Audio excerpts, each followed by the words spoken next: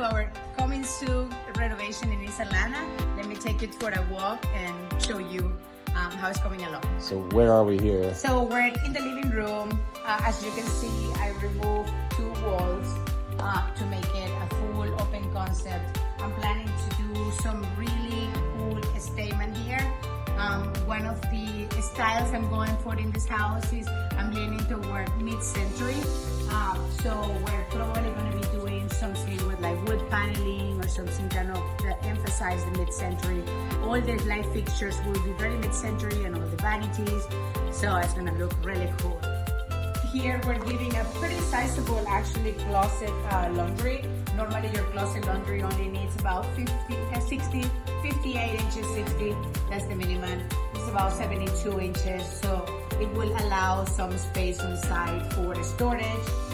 We have like a little cute little bathroom with, you know, some small space, but we're gonna make the best of the space. Just bathtub, a small vanity, and your toilet. It has some pretty decent sizable bedrooms. This one is a little smaller, but this one actually has a pretty sizable closet.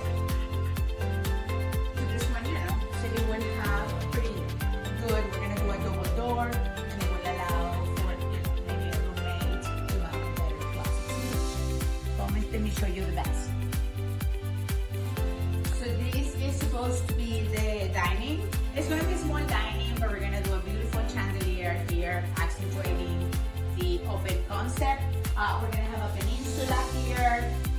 You know, we're closing that window and we reopen it. Range is going to be located toward the wall, of course, with a separation cabinet countertop. This is going to be a full glass door. We want a little light to the house. Light is money. We're gonna have a very sizable pantry.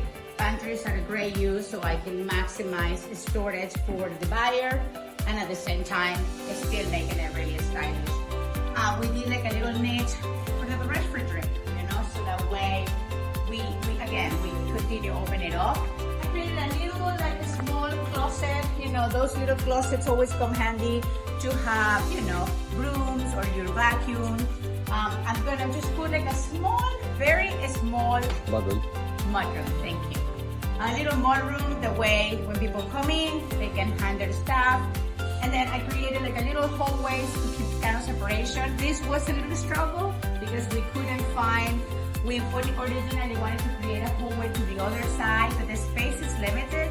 And with that hallway, I was gonna lose so much space on that hallway.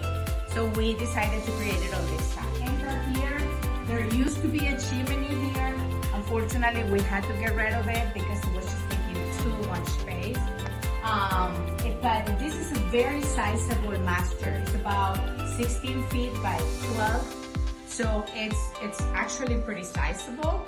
And then we're gonna have a big closet. You know, we're gonna have dual vanity. We're gonna have a space for the toilet. We're gonna have a soaking, freestanding bathtub. Standing shower with like a frameless door, and of course all buyers want to have a pretty sizable closet. So this was the sacrifice that I was doing for that hallway. If I created this hallway here, yes, probably your master entrance will be on the other side, but you will lose all this space.